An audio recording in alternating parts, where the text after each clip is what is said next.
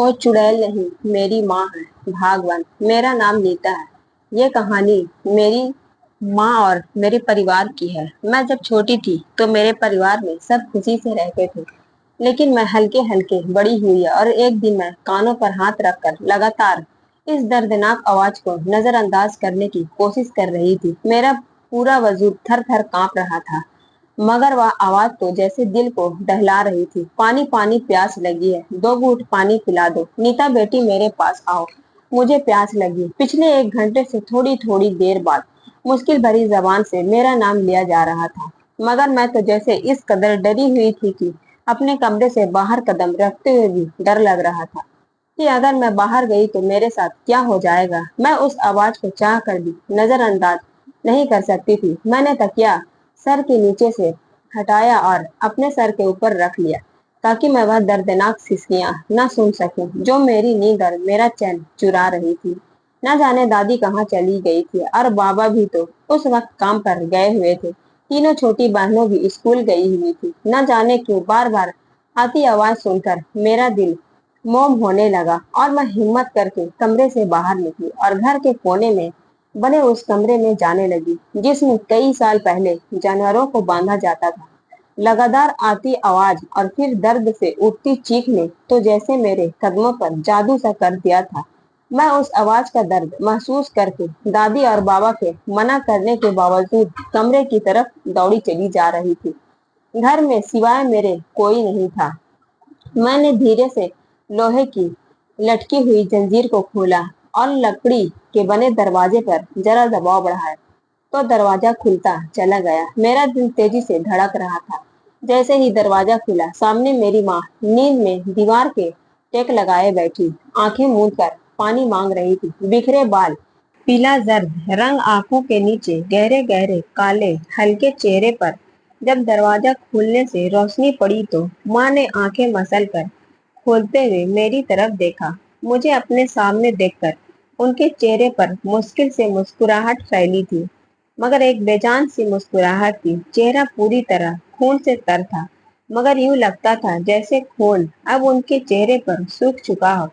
इनके मुस्कुराने से वह काफी खौफनाक लग रही थी। रीढ़ की हड्डी में सनसनी सी दौड़ी थी। अगर दादी का कहा सच हुआ तो माँ में अभी भी कोई चुड़ैल हुई तो मेरा दिल जोर से धड़का था। पहले तो जी चाहा कमरे से बाहर चली जाऊं, मगर उसके बावजूद मुझे माँ की हालत देखकर उन पर तरस आ रहा था। क्या हालत हो चुकी थी उनकी। मेरे अंदर से एक आवाज आई तो मैं बगैर कुछ भी सोचे फौरन पानी का गिलास भरकर ले आई ताकि माँ को पानी पिला सकूं।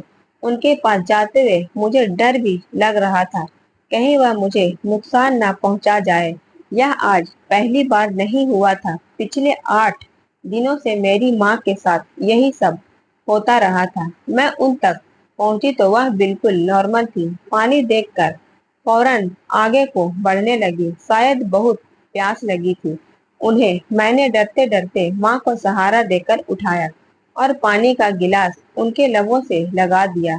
उनका वजूद कपकपा रहा था, वह तेजी से सांसें ले रही थी। मैंने उनको थाम कर पानी पिलाया तो कपकपी की वजह से चंद घूंट ही उनके हलक से नीचे उतर पाए थे। बाकी सारा पानी तो मेरे कपड़ों पर गिर चुका था। मेरा खौफ अब काफी हद तक कम हो चुका था। मुझे अपनी माँ की हालत देखकर रोना आ रहा था। मेरी माँ ऐसी तो न थी जैसे मेरे बाबा और दादी ने उनके हालत कर दी थी। मेरी सिसकी बढ़ने लगी तो माँ ने बहु मुश्किल गर्दन फेर कर मेरी तरफ देखा। उनके लिए तो इस वक्त गर्दन घुमाकर मेरी तरफ रुख करना भी सबसे दुश्वार काम था। उनके गले पर रस्सियों के निशान थे और जिस तरह दादी ने माँ के गले में तंग रस्सी बांधकर उन्हें बांधा था, उसके बाद माँ की गर्दन पर जख्म हो चुके थे। वह हकलाते हुए मुझे आधे अधूरे शब्दों में कहने लगी कि मेरी बच्ची, रोना नहीं, मैं बिल्कुल ठीक हूँ। कैसी माँ थी वह, इस हालत में भी कह रही थी कि ठीक है। मेरा दिल उनकी हालात देखकर किसी परिंदे की तरह तड़पा था। उनके घने लंबे बाल जो उनकी कमर तक आते थे, आज दादी ने उन्हें कोयलों पर रख कर जला डाले थे। अभी तक उनके बालों से जलने की बू आ रही थी। जो जलकर बेढंगे तरीके से उनकी गर्दन तक आ चुके थे। उनकी सफेद दूध सी रंगत अब सफेद नहीं रही थी। उन 8 दिनों में उनका चेहरा नील के निशानों से सांवला हो चुका था। उनका जिस्म दर्द और जख्मों से चूर था, बावजूद में कपकपी जारी थी। और फिर वह कह रही थी कि वह ठीक है।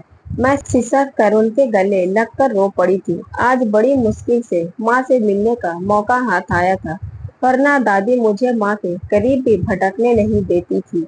दादी का कहना था कि माँ पर एक चुड़ैल का साया है, मगर आज जब माँ के पास आई तो मुझे ऐसा कुछ भी महसूस नहीं हुआ था। मुझे लगा शायद दादी ने जो कुछ बोला वह झूठ था, और या फिर वह चुड़ैल माँ के शरीर को छोड़कर जा चुकी है और अब माँ बिल्कुल ठीक हो गई है।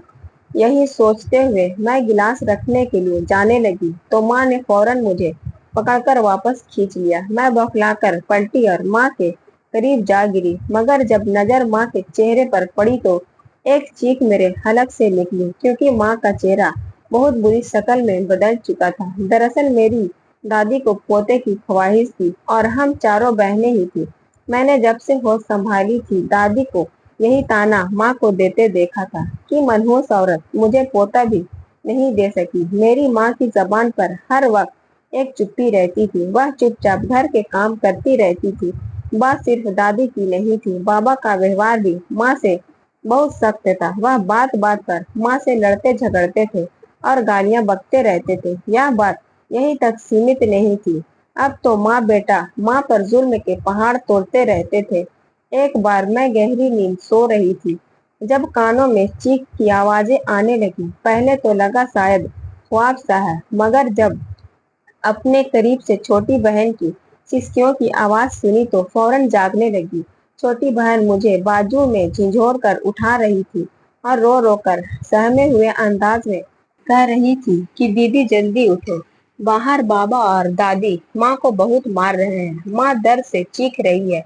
दादी मेरी बात नहीं सुन रही, तुम ही उठकर उन्हें रोको।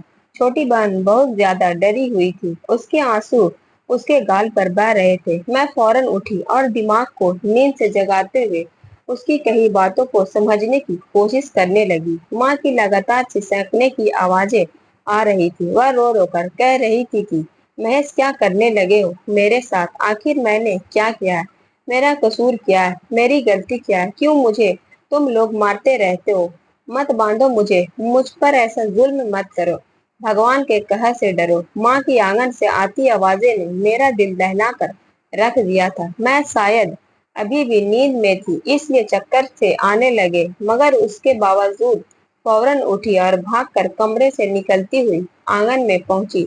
जैसे ही मैंने आंगन में कदम रखा तो सामने का मंजर देखकर मेरे होश उड़ गए।